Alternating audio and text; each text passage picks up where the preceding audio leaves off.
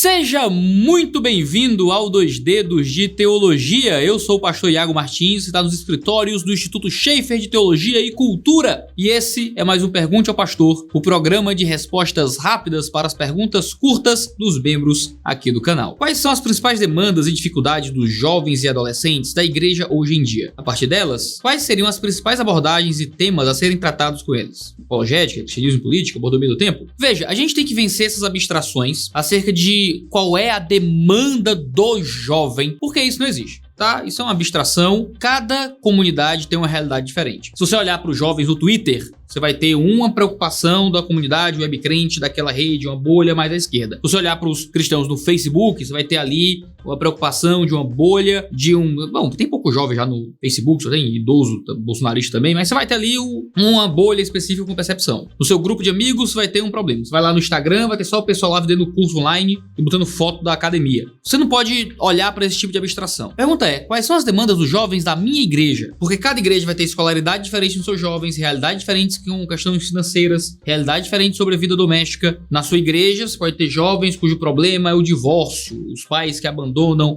a família. Você pode ter igreja onde o problema é o irmão que vende droga. Você pode ter igreja onde o problema é a luta para entrar na faculdade. E em outras é a luta para ter comida, sabe? Então sim, você não tem como achar que existe o jovem, tá? Essa é uma abstração que não vai te ajudar em nada. A pergunta é, como é que nós somos uma igreja relevante para os nossos jovens? E é aí que a gente faz um ministério de jovens que realmente funcione. Olhando para a sua realidade, estando envolvido com aconselhamento bíblico com esses jovens, ouvindo como a vida deles está, para que então a vida deles seja servida por um bom ministério da palavra. O texto de 1 Reis 15:5 demonstra uma diferenciação dos demais pecados de Davi para o pecado do caso de Urias. Porque Davi fez o que era reto aos olhos do Senhor e não se desviou em nada daquilo que o Senhor lhe havia ordenado em todos os dias de sua vida, a não ser no caso de Urias, o heteu. Sim, certamente é um texto que diferencia todo o pecado que envolveu Batseba e Urias dos outros pecados de Davi. Porque, claro, Davi cometia pecados mais variados, vivia em arrependimento, mas ali você tem um caso muito sério, onde Davi toma para si uma mulher que não era dele e coloca para morrer o marido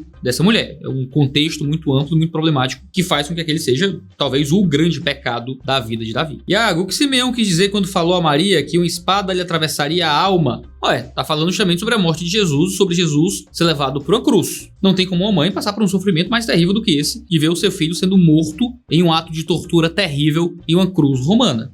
Logo, Maria passaria por essa dor e por esse sofrimento de perder o seu filho. Congregacionalismo, presbiterianismo ou episcopalismo? Qual o governo de igreja mais bíblico? Eu sou um batista, tá? E sigo pessoalmente o modelo, que é o modo como a nossa igreja é governada, de governo congregacional com liderança presbiteral. Ou seja, nós acreditamos que a congregação toma as suas decisões e lida com a comunidade. A igreja é autogovernada, mas a igreja possui uma liderança presbiteral, ou seja, um corpo de presbíteros que assumem as funções pastorais e então guiam a comunidade. E existe esse cuidado da liderança da igreja guiando a igreja e a assembleia governando a igreja. A melhor ilustração você vai encontrar nos materiais do 9 Marcas, que é também um material ligado à Capitol Hill Baptist Church, lá com o pastor Mark Dever, que apresenta essas perspectivas. Ele vai dizer que o presbitério é o volante da igreja, a assembleia é o freio de mão da igreja. Então, os pastores guiam a igreja por um caminho que a igreja acha que não é válido, a igreja puxa freio de mão e interrompe aquilo, então tenta lidar com aquilo da melhor forma. Existem, claro, outras formas de governo, existe o pessoal que crê num bispo único que vai tomando decisões, eu estou em um modelo mais presbiteriano, onde tem conselhos, presbitérios, sínodos e tudo mais, mas isso são perspectivas, claro,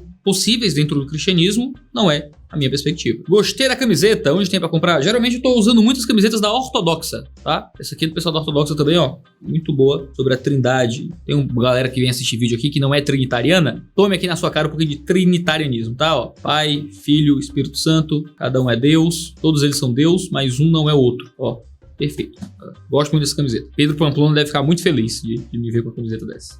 O que acha da fala de um certo pregador famoso ao dizer que é errado dizer que o sangue de Cristo é sangue de Deus? Isso não seria nestorianismo? Caramba, parece que foi, combinado, hein? Não, de jeito nenhum, certo? Por quê? Porque é errado dizer que o sangue de Cristo é o sangue do Pai. Aí é errado. É errado dizer que o sangue do Cristo é o sangue do Espírito. Tá errado. Mas dizer que o sangue de Cristo é o sangue de Deus, tá certo. Porque o Filho é Deus. O Filho não é o Pai. O sangue do Filho não é o sangue do Pai, mas o sangue do Filho é sangue de Deus. tá bom? Não é choro disso não, esse pregador aí tá falando uma coisa que não é muito correta. O que é adorar a Deus em espírito e verdade? É quando a nossa adoração, veja, é espiritual e verdadeira. Jesus fala isso contrapondo a ideia de que nós adoramos no monte, que está em um espaço físico específico, é o que conferia a veracidade daquela adoração, o fato daquela adoração ser recebida e agradável a Deus. O que Jesus vai dizer em João é que nós não adoramos mais no monte A ou no monte B, isso é irrelevante, nossa adoração é espiritual, ela nos acompanha e é dada a partir de uma atuação da nossa espiritualidade em direção a Deus, não de uma atuação da nossa geografia para estar em um lugar abençoado. O que abençoa não é o monte, o que abençoa é estarmos de fato com o espírito voltado e entregue ao Senhor em espiritualidade e em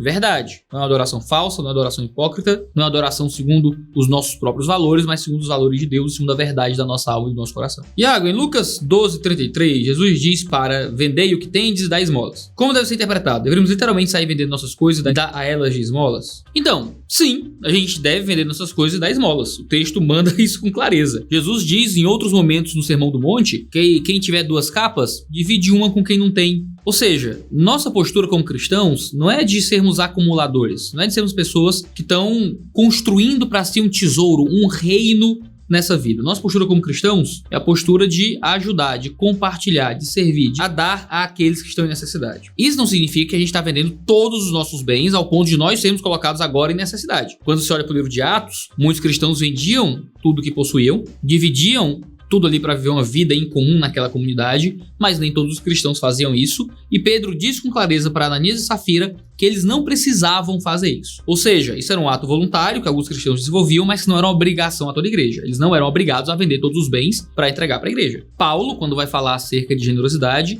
ele não fala sobre vender tudo que você tem, mas ele fala sobre olhar para os pobres, evitar que na igreja qualquer pessoa passe necessidade, que alguns tenham muito e alguns tenham pouco. A ideia é que haja uma cultura de ajuda àqueles que passam necessidade. E mesmo assim, isso acontece de uma forma inteligente e cuidadosa. Quando Paulo fala sobre como cuidar das viúvas, ele vai dizer para ninguém ser pesado à igreja, de que os filhos é que deviam cuidar daquelas viúvas, de que a igreja só ajudava aqueles que não tinham realmente como sobreviver. Então, existe um cuidado aí. A igreja não é uma grande ONG, a igreja não é feita para ser uma comunidade amish, onde ninguém tem propriedade privada e a igreja é que administra os bens de todo mundo, nada disso. Mas o princípio é muito claro. Nós nos livramos do que nos é supérfluo, nós nos livramos até mesmo daquilo que não é tão supérfluo, mas que nos dá talvez uma vida um pouco mais confortável, com o objetivo de auxiliar aqueles que precisam. Nosso tesouro não está nessa terra, nós não estamos construindo bolsas, não é nesse mundo, nós estamos construindo algo que é eterno. É eterno. Quando a gente fala do bolso, dói bastante, porque a gente aprendeu a colocar no dinheiro a confiança máxima da existência. Mas a gente junta nossos recursos para viver, para dar sobrevivência à nossa família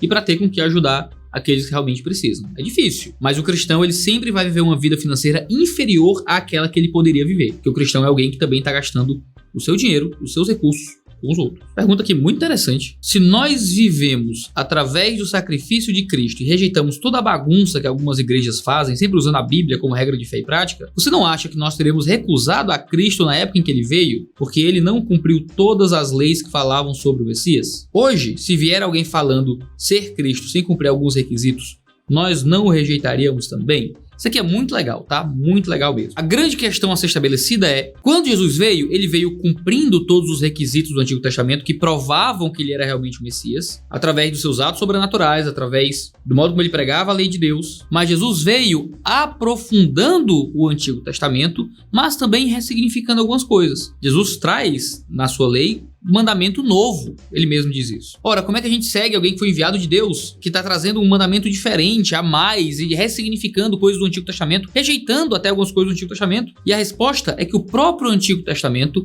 já prefigurava no Messias alguém que traria algo diferente, como um novo legislador em uma nova aliança. Toda a perspectiva do Antigo Testamento acerca de uma nova aliança era uma perspectiva que colocava sobre esse Messias um aspecto também de legislador. E isso é muito fascinante. A gente vai ver isso com clareza no livro de Hebreus, quando o livro de Hebreus diz que mudando o sacerdote muda a lei. Tá claro, tá escrito.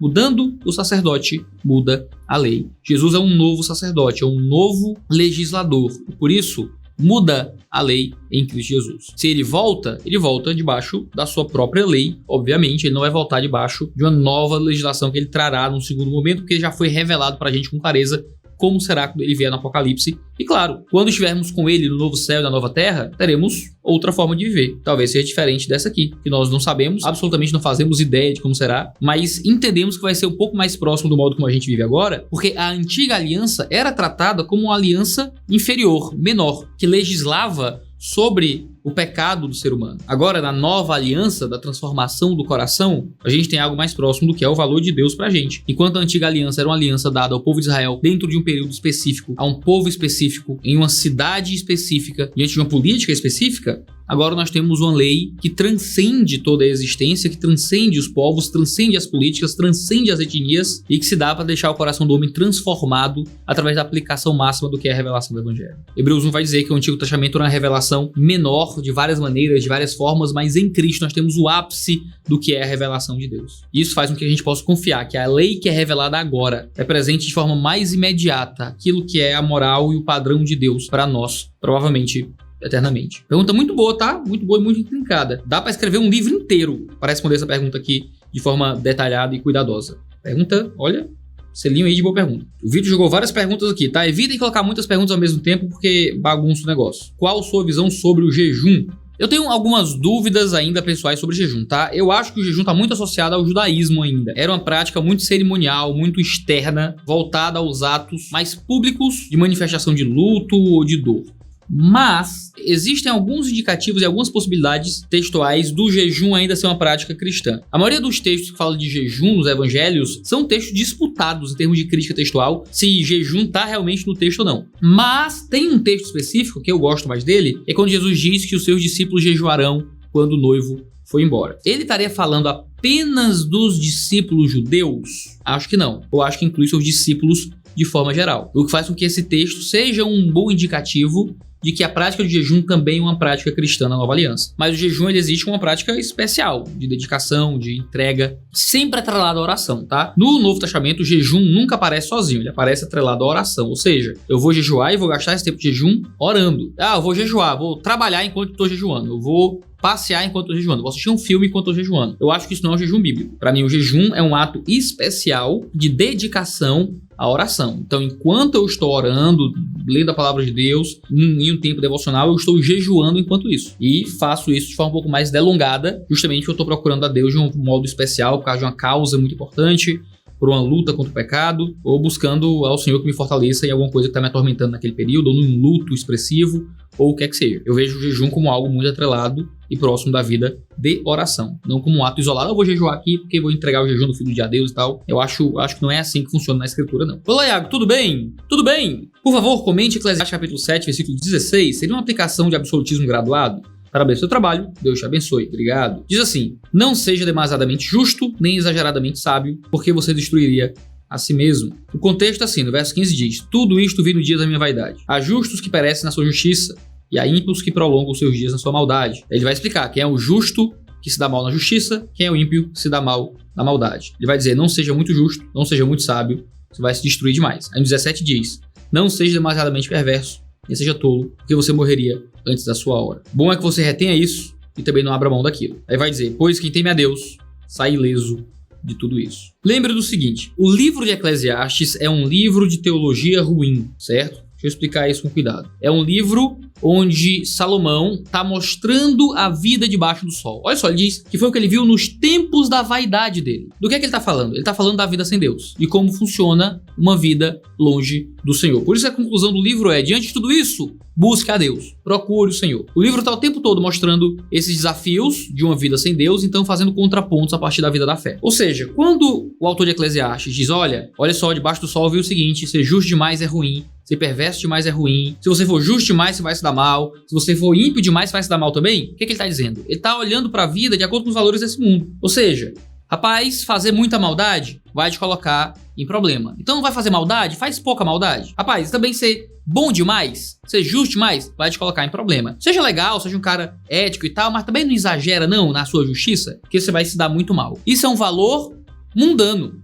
certo? Essa é uma forma de enxergar a vida a partir da existência da vaidade, debaixo do sol. Claro que na vida da fé, nós estamos tentando ser justos, e o mais justos que pudermos. Claro que existe uma tentativa de interpretar esse texto para dizer, não, que justo demais, fala de um tipo de legalismo, fala de um tipo de justiça que na verdade é uma justiça hipócrita, ou uma justiça ímpia, ou uma justiça que não considera o outro, mas o texto não está dizendo isso, certo? O texto está falando de justiça, porque para o autor de Eclesiastes, olhando para a vida sem Deus, ser justo demais é tão ruim quanto ser mal demais. E você não deveria querer nem uma coisa nem outra. Ele está mostrando o absurdo dessa existência e dizendo depois disso, procure a sabedoria de Deus. Que a sabedoria de Deus é muito melhor que a justiça do mundo e que a maldade do mundo. É importante sabermos ler Eclesiastes como um livro feito para nos mostrar como é a vida longe do Senhor. Tá bom? Esse é o Pergunte ao Pastor de hoje. A gente volta muito em breve respondendo mais perguntas dos membros aqui do canal. Se você é membro, deixe aí suas perguntas. Se você ainda não é membro, considere ser. A gente tem vídeo toda terça e quinta-feira, 10 horas da manhã. Então confere aí se a sua inscrição